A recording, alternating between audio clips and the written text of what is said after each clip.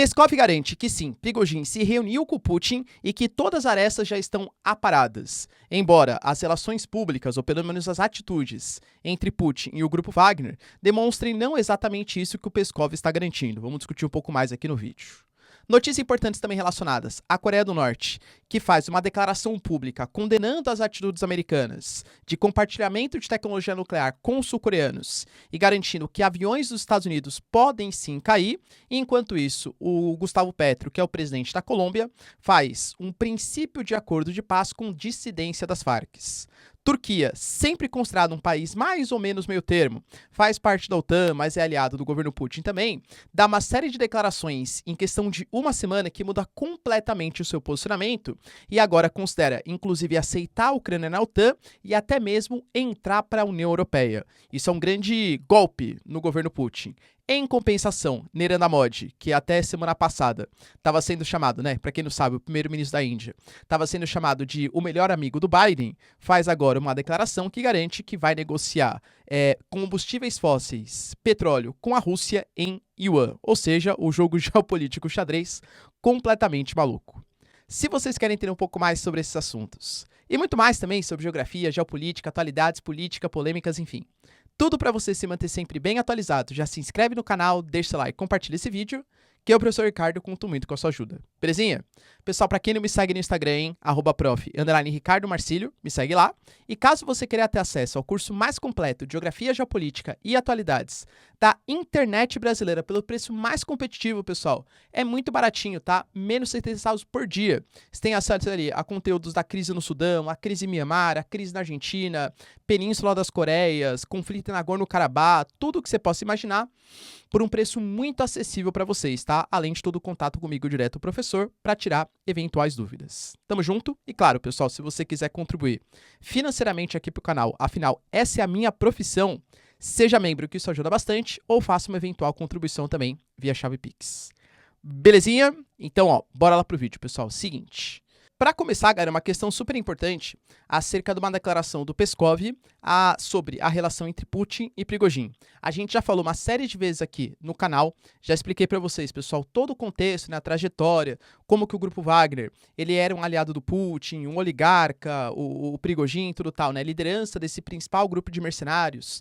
Depois o exército russo começou a meio que boicotar as atitudes do grupo Wagner, pelo menos segundo o grupo Wagner, por conta de uma suposta inveja do Gerasimov e do Shoigu, ou pelo menos de uma tendência do Prigozhin ser uma liderança militar em nome, em contraposição a esses dois líderes hoje militares da Rússia. Fato é, galera, que uns boicotes começaram a acontecer, até mesmo um ataque do grupo Wagner, e aí o grupo Wagner fez um motim contra os russos. Inicialmente, a ideia do motim não era tirar o Putin, era tirar o Shoigu e o Gerasimov. Mas como o Putin deu apoio a essas duas lideranças, o Prigozhin, ele até falou em troca de presidente, pessoal, ele falou isso publicamente, tá? Até que o Lukashenko, liderança de Belarus, fez um telefonema e conseguiu negociar uma situação, digamos assim, de paz. Essa paz previa, pelo menos no que estava declarado publicamente, que o Lukashenko abrigaria o Prigozhin nos seus territórios e do grupo Wagner, quem participou do motim seria obrigado também a se exilar e quem não participou poderia inclusive entrar nas Forças Armadas da Rússia. Porém, a situação ficou um pouco instável. Até falei para vocês, o Lukashenko na semana passada, por exemplo, garantiu que o Prigozhin não estava mais em Belarus e que tinha voltado para a Rússia e estava em algum ponto entre Moscou e São Petersburgo. Isso, teoricamente, iria contra o que tinha sido falado pelo Putin. Porque o Putin, quando começou o motim, ele falou que não aceitaria nenhum tipo de traição e que todo mundo seria devidamente preso e punido pelas suas atitudes. No final das contas, pessoal, o Prigozhin, ele não foi preso, conseguiu uma espécie de perdão, uma sentença de perdão, e nem em Belarus mais ele estava. Aparentemente estava na Rússia. Isso demonstrava uma certa fraqueza do Putin. Quando foi perguntado para o Peskov, que é o porta-voz do Putin, ele garantiu que ele não tinha ideia da noção do paradeiro do Prigozhin, porque também nem interessava mais para o Estado russo, era uma situação resolvida. Agora o discurso ele meio que mudou um pouco, O Peskov, que é o porta-voz do Putin, fez uma declaração e garantiu que 5 dias depois do motim do grupo Wagner, foi feita uma reunião, inclusive uma reunião presencial do Putin, com alguns membros do grupo Wagner e outros membros do governo russo, com a presença do Putin e do Prigozhin, e essa reunião durou cerca de 3 horas. Nessa reunião ficou estabelecido que os soldados e o próprio Prigozhin vão continuar a lutar por Putin. Ou seja, aparentemente tudo tinha sido resolvido. Lembrando que isso vai contra a ideia da Rússia, que falou em traição, etc, tal, e vai contra o que tinha sido falado até agora. Até o momento, pessoal, até o Putin fez o pronunciamento sobre o fato, o Shoigu falou sobre o fato, o Peskov falou sobre o fato e ninguém tinha falado sobre essa suposta reunião. Agora, quando descobriu que o Prigozhin não estava mais em Belarus e estava na Rússia, aí falaram dessa reunião, que na verdade está tudo acertado, não existe mais arestas a serem aparadas e que existe um consenso, uma coesão nacional em torno da figura do Putin. Cara, será mesmo? O Surovikin, por exemplo, será que não se ouve mais falar dele? Ele é o general que supostamente teria dado um apoio às tropas do Grupo Wagner. Será que ele, de fato, continua solto? Não se sabe. O Gerasimov, por exemplo, que não aparecia desde o motim, ele apareceu numa campanha de uma agência estatal russa hoje, né? E uma galera também, aparentemente, continua, né, como chefe do Estado-Maior e tal, mas tem gente que fala que até ele já foi afastado, enfim, as coisas estão um pouco estranhas na Rússia, vai? Vamos colocar assim. Mas fato é, galera, que mesmo que essa suposta paz tenha acontecido entre o Prigozhin e o Putin, não exista mais rivalidade, a gente não pode esquecer que na semana passada, por exemplo, houve um processo de apreensão em uma das mansões do Prigozhin. Até mostrei pra vocês, né? Acharam passaporte, acharam perucas, acharam machados, enfim, né? Acharam uma série de coisas até um pouco bizarras, convenhamos. E a empresa do Prigozhin, que fornecia os alimentos para o setor público da Rússia, perdeu todas as suas vantagens. A gente está falando, pessoal, de falta de financiamento para o Grupo Wagner, que agora está na casa de $1 bi, mas todos os contratos para a empresa do Grupo Wagner, né, do Prigozhin, que também dava quase $1 bilhão. A gente está falando de parar de financiar praticamente 2 bilhões aí para o Prigozhin. Se de fato existe essa aliança, essa parceria, esse perdão por parte do Putin, galera, não sabemos. Mas, pelo menos o que o Peskov, o que a Rússia tenta deixar claro, é que o Prigozhin e o Putin hoje, eles são aliados. Cara, falando em campanha, né, pela internet e tudo tal, o Ministério da Defesa da Ucrânia, meio que incomodado com as notícias que o contra-ataque está indo de maneira muito lenta, a gente sabe que parte muito da propaganda também, né, a Ucrânia quer mostrar, principalmente antes da reunião que vai acontecer em Vilnius, na Lituânia, no dia 11 e dia 12, que o contra-ataque está avançando, embora num ritmo lento, fez uma espécie de videochamada, o Ministério da Defesa, que mostrando ali, olha, uma contraofensiva não é um videogame, vocês estão acostumados a ver filmes, até fez umas gracinhas assim, né, com jogos de internet, jogos de PlayStation, enfim, tal, né? Então, assim, mas a contraofensiva ucraniana está acontecendo, confia na gente, é num ritmo lento, mais lento do que vocês acham, mas está acontecendo. Cara, essas demonstrações também podem dar a entender uma certa fraqueza e um desespero, né, para que continuem acreditando na ofensiva ucraniana. Vale lembrar que até a própria Rússia considerou que o fornecimento de munições cluster, as chamadas bombas de fragmentação para os ucranianos, primeiro, é considerado um crime de guerra, o que pode ser também um pouco hipócrita, porque a Rússia também já utilizou, tá, na guerra, isso, em fato, mas também pode mostrar um certo desespero dos Estados Unidos e dos países ocidentais para não deixar acabar as munições, a artilharia dos ucranianos. Na guerra, que nem eu falei, né, pessoal, depende da fonte que você lê. Se é uma fonte mais pró-Rússia ou pró-Ucrânia, você pode ter a noção completamente contrária de quem está vencendo o conflito. Por isso que eu tento passar para vocês aqui sempre os dois lados. Notícias importantes relacionadas também à Coreia do Norte, que fez um pronunciamento a partir do seu ministério, garantindo duas coisas. Primeiro, que os Estados Unidos está aumentando a sua retórica nuclear em uma região extremamente perigosa, que é a região do Sudeste Asiático ou do Extremo Oriente, em conjunto com o Mar da China Meridional, com a presença, por exemplo, de submarinos nucleares. E nesse caso, não é submarino de combustível nuclear, como, por exemplo, os fornecidos para os australianos na ideia da AUKUS, né? Mas sim, submarinos com armas nucleares. Professor, mas isso vai ser garantido? Sim. Os sul-coreanos consideram que eles precisam aumentar os seus investimentos em defesa, porque eles têm próximo deles a China, que é um rival geopolítico, a Coreia do Norte, que é o principal, claro, e até mesmo a Rússia como inimigo geopolítico local. A Coreia do Sul estava até cogitando fazer suas armas nucleares e pediu para os Estados Unidos autorização, algum tipo de repasse de tecnologia. Os americanos, eles não garantiram as armas nucleares, mas em abril eles prometeram que periodicamente eles estacionariam, de maneira aí não sabe exatamente quando, uma vez por ano, 2 vezes por ano, submarino com armas nucleares nos portos sul-coreanos para fazer como se fosse uma certa pressão internacional. A Coreia do Norte considera isso como uma ameaça a sua soberania. Claro, né, pessoal? Esse navio, grande parte, é para ameaçar também os norte-coreanos e considera que no mês anterior, no mês passado, uma série de incursões aéreas dos Estados Unidos sobrevoaram o espaço aéreo norte-coreano com seus aviões de guerra e que, se isso continuar acontecendo, primeiro, os americanos não vão aceitar esses submarinos com armas nucleares estacionados próximos da Coreia do Norte e também não aceitarão incursões em espaço aéreo norte-coreano e derrubarão esses aviões. Galera, convenhamos que derrubar um avião dos Estados Unidos na região da Península das Coreias, em momento de grande tensão, para vocês terem uma noção, tá? O Yoon Suk-yeol garantiu que ele precisa de mais cooperação e até anunciou a sua participação também na cúpula da OTAN. Aliás, essa cúpula talvez a mais importante das últimas décadas, né? Pelo menos da OTAN, porque uma série de coisas devem ser anunciadas, inclusive um reforço, financiamento mais para a Ucrânia e a presença em outros conflitos regionais, como, por exemplo, em relação aos sul-coreanos. Gustavo Petro, depois de conseguir negociar, na verdade, né, foi o governo anterior, mas fez um acordo com as Farc, quando a época, né, do acordo com o governo colombiano, tinha mais ou menos ali 13 mil combatentes, só que nem todos eles aceitaram esse acordo de paz com as Farc. Na época, pessoal, as Farc, ela prometia abrir mão da sua luta armada, ceder os territórios que eram controlados pela organização para o governo colombiano e, em troca disso, seriam referendados garantidos como um partido político na Colômbia. Hoje, por exemplo, no parlamento colombiano, existem 10 membros do Comunes, que é esse partido político, que descendeu aí das Farc. Só que mais ou menos 3.000, 3.500 combatentes não aceitaram esse acordo de paz e continuaram com a luta armada, inclusive formando um grupo chamado de Estado-Maior Central, tá?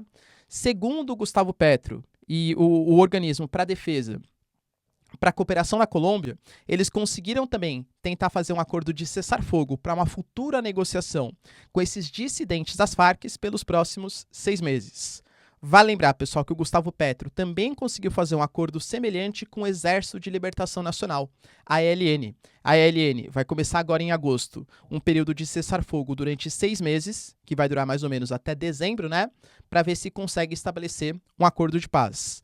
Na prática, o que esse acordo de paz ele tende a estabelecer? Essas organizações, né, o Estado-Maior Central, as dissidências das Farc, né, a ELN, que controlam, são Estado paralelo lá na Colômbia, cederão os seus territórios para o governo colombiano, levando ao fim do conflito, só que em troca, claro, a anistia dos seus participantes. E aí, galera, você aceitaria, por exemplo, fazer acordos com milícias, com grupos paralelos, para que eles cedessem, finalizassem conflitos que duram há décadas, com centenas de milhares de mortes, em troca de anistia, do perdão dos principais líderes e talvez até a criação de partidos políticos vindo dessas organizações? Como que você votaria em um possível referendo? Deixa aí nos comentários, questão polêmica, quero saber sua opinião. Para finalizar, galera, 2 notícias sobre os países aí que eu digo que estão mais aproveitando esse momento de bipolarização mundial para tentar conseguir acordos tanto com o Oriente quanto com o Ocidente, que é a Turquia e a Índia. Primeiro falar um pouquinho sobre a Turquia, né?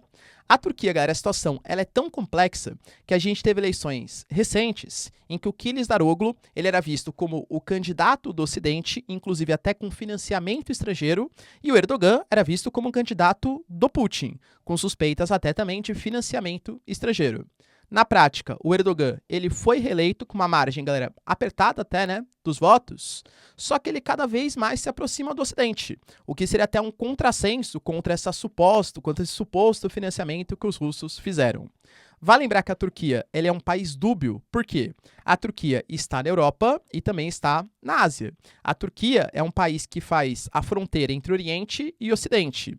Até na questão, por exemplo, de imigração, a Turquia hoje é o país que mais tem refugiados no mundo vindo da Síria e do Oriente Médio. Se a Turquia resolver abrir todas as suas fronteiras, cara, a crise migratória, principalmente no leste europeu, piora demais, e alguns países são membros da União Europeia. A Turquia, por exemplo, hoje controla o Estreito de Bósforo e Dardanelos. A Turquia é a conexão do Mar Mediterrâneo ao Mar Negro. Geograficamente, geopoliticamente, populacionalmente, economicamente, enfim, galera, a Turquia ela é muito estratégica. E o Erdogan, ele sabe disso. Só que o Erdogan e o Ocidente tiveram alguns problemas no passado. A Turquia, na década de 90, cara, eu lembro, tá, das minhas aulas de geografia, de geopolítica, nem era professor ainda, como aluno, meu professor sempre falava, olha, a Turquia quer entrar para a União Europeia, mas a União Europeia não vê com bons olhos, existe conflito com a Grécia, existe conflito ali com pensamentos políticos diferentes, mas a Turquia sempre foi uma tentativa de tentar se ocidentalizar. Com os Estados Unidos, por exemplo, quando teve uma tentativa de golpe contra o Erdogan, a liderança dessa tentativa de golpe acabou se exilando nos Estados Unidos e a Turquia, ao longo de muito tempo, pediu para que essa liderança fosse exilada, viesse para a Turquia, para ser preso na Turquia. Os Estados Unidos sempre negou. Os Estados Unidos, por exemplo, à época do crescimento do ISIS, financiou os curdos para lutarem por terra contra o ISIS. Os curdos, além de lutar contra o ISIS, pegaram essas armas e esse dinheiro para tentar formar o Kurdistão, o que desagrada a Turquia.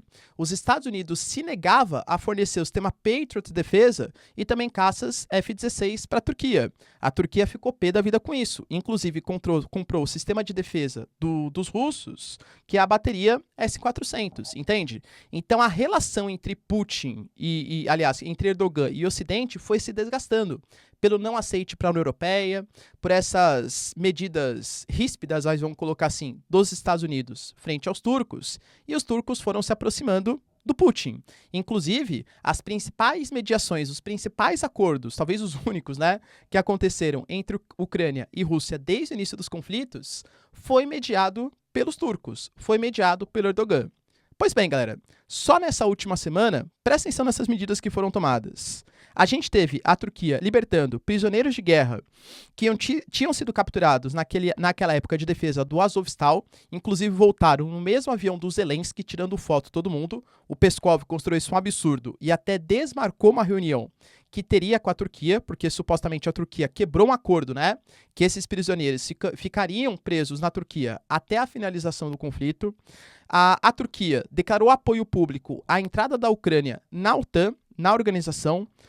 O Erdogan prometeu que vai fazer de tudo para tentar prolongar o acordo de grãos entre Ucrânia e Rússia, mas que se isso não for possível, ele garantiu que os navios de guerra da Turquia, e querendo ou não, a Turquia é membro da OTAN, então seria navios da OTAN, vão fazer uma escolta aos navios da Ucrânia, e se o navio russo atacar um navio da Turquia, é a Rússia atacando a OTAN, entende a problemática que eu estou falando?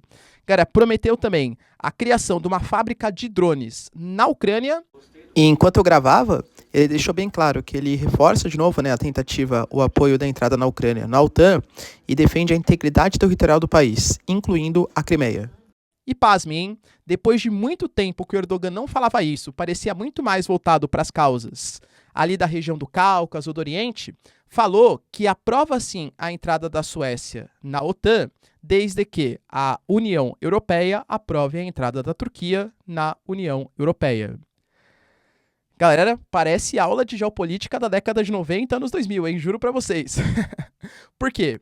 A Turquia, ela queria muito entrar para a União Europeia. A gente está falando, pessoal, de um país hoje que conta mais ou menos com 85 milhões de habitantes e que tem um PIB de 3,5 trilhões de dólares. Pô, uma coisa muito significativa. Só que eu não sei se a União Europeia vê com tanto bons olhos assim a entrada da Turquia. Por quê? Primeiro que para você entrar, você precisa respeitar a democracia e os direitos humanos. Cara, convenhamos que isso é muito papinho, né? Você pode falar, não, olha só, o Erdogan não era democrático até as últimas eleições, agora ele é democrático de novo, tá? A Turquia perseguia jornalistas, mas isso era ano passado, agora o Erdogan tá super bem com os jornalistas. E isso é o papo que pode mudar a qualquer momento, né? Sem problemas. Mas existem outros problemas, como, por exemplo, conflitos. Conflitos com a Grécia. Existe uma série de ilhas, pessoal, no Mediterrâneo que são disputadas entre Turquia e Grécia. Até mesmo Chipre, por exemplo, tá? O Chipre é uma ilha que é disputada entre Turquia e Grécia. A Turquia constantemente faz ameaça aos gregos porque existem algumas ilhas que não sabe-se exatamente de quem que é. E aí a Turquia vai entrar para a União Europeia, mesmo com a autorização da Grécia? É diferente da OTAN, tá? Na OTAN, para entrar um novo membro, tem que ser consensual. Na União Europeia, não. Basta a maioria simples. Então, teoricamente, mesmo com a recusa da Grécia, a Turquia poderia entrar. Mas o pior problema, que sempre a questão da Grécia, a questão do não respeito aos direitos humanos, sempre foi utilizado como desculpa, sabe o que é? A questão do Parlamento Europeu. Para você entrar para a União Europeia, isso significa que a Turquia vai mandar um determinado número de eurodeputados que vão criar legislações para a União Europeia. E isso é de acordo com o tamanho da população. A gente está falando hoje da Turquia, que tem uma população semelhante à Alemanha, até maior que a da Alemanha, né? Isso quer dizer, então, vocês acham que a União Europeia vai querer, vamos colocar na prática, um monte de turco, um monte de muçulmano legislando regras para a União Europeia como um todo? Será, galera, que hoje, com o aumento do nacionalismo nos países europeus, isso vai ser verdade? Então, a União Europeia foi colocada numa sinuca de bico. A Suécia só entra para a OTAN. A Turquia dá esse apoio maior ao Ocidente desde que a gente entre para a União Europeia. E aí, galera, será que vai rolar? E espaço Schengen, livre circulação de pessoas. Será que a Turquia também vai fazer parte? Polêmicas que eu confesso que eu estou bastante ansioso para ver o que vai acontecer. E para finalizar, galera, falar um pouquinho sobre a Índia. A Índia fez uma visita, o Narendra Modi, né, recente, ao governo Biden, e o Biden, inclusive, saiu todo animado. Foi naquele dia, inclusive, que ele deu até aquela gafe, né? Falou que a Rússia está perdendo a guerra no Iraque. O Biden, às vezes, dá umas declarações meio polêmicas aí, né? E ele falou também que os Estados Unidos tinham um novo melhor amigo. E esse novo melhor amigo era a Índia, era o Narendra Modi. Por quê? Porque Estados Unidos e Índia fecharam uma série de acordos bilaterais super importantes, inclusive acordo de defesa. A Índia tem hoje a Rússia como seu principal parceiro militar, a França em segundo colocado e os Estados Unidos em terceiro. Com esses acordos, os Estados Unidos poderiam subir para a segunda posição e aprofundar ainda mais a aliança com a Índia, que é um país que faz parte do Quad, que é um país, cara, que tem relações importantes com o Ocidente econômica. Ou seja, a Índia está sabendo jogar o jogo. A Índia sabe que ela é benquista pelos dois lados. Estamos falando de uma população de 1,3 bilhão de habitantes, 1,4, né, superou a China no mês retrasado, e a Índia é um país que tem muito mais liberdade econômica do que a China, por exemplo. Então é muito bem visto pelos investidores estrangeiros. Inclusive algumas empresas com múltiplos até bem esticados, pelo potencial de crescimento econômico hoje da sétima maior economia do mundo, que são os indianos. Só que aí, a mídia indiana colocou que o Narendra Modi, assim que voltou da reunião, telefonou para o Putin e falou tudo o que tinha acontecido. Os acordos, a aproximação, acordos militares, tudo tal. Supostamente assim, como aconteceu, tá? Que aconteceu. Mas como aconteceu, supostamente o Putin falou, Narendra Modi, beleza, tamo junto, obrigado por ter comentado, mas vamos fechar aqui um acordo entre a gente também. E foi finalizado. A Índia prometeu que vai comprar combustíveis fósseis. Lembrando, pessoal, que desde o início da guerra, quem vem sustentando muito a economia da Rússia é a China e a Índia, principalmente com a importação de combustíveis fósseis, mas que a negociação entre os dois vai se dar em yuan, vai desdolarizar a relação econômica. Cara, é um duro golpe, hein? A gente está falando da Índia, de novo, que é a sétima maior economia do mundo. A Argentina também anunciou. A Argentina é uma economia importante, mas não como a indiana, com toda certeza. Então, depois de fazer uma carícia, uma aproximação com os Estados Unidos, a Índia também faz uma aproximação com os russos. É o que eu falo, pessoal. Geopolítica não existe amizade. Geopolítica é um jogo de interesses em que eu sou seu amigo em algumas questões, desde que me dê vantagens geopolíticas e econômicas, e sou seu amigo em outras questões desde que dê vantagens geopolíticas e econômicas. Questão da Turquia. Se os americanos continuarem boicotando acordos militares com os turcos, ou a Turquia, agora que pediam para entrar na União Europeia, não conseguir, cara, é 2 minutos para Erdogan virar amiguinho do Putin de novo. Geopolítica, e cara, convenhamos, é o jogo, né? É o jogo da hipocrisia. Tamo junto, pessoal? Deu para entender os principais acontecimentos? Pô, se vocês curtiram o vídeo, então, ó, já deixa seu like e se inscreve no canal. Tamo junto, beijos, abraços e tchau, tchau.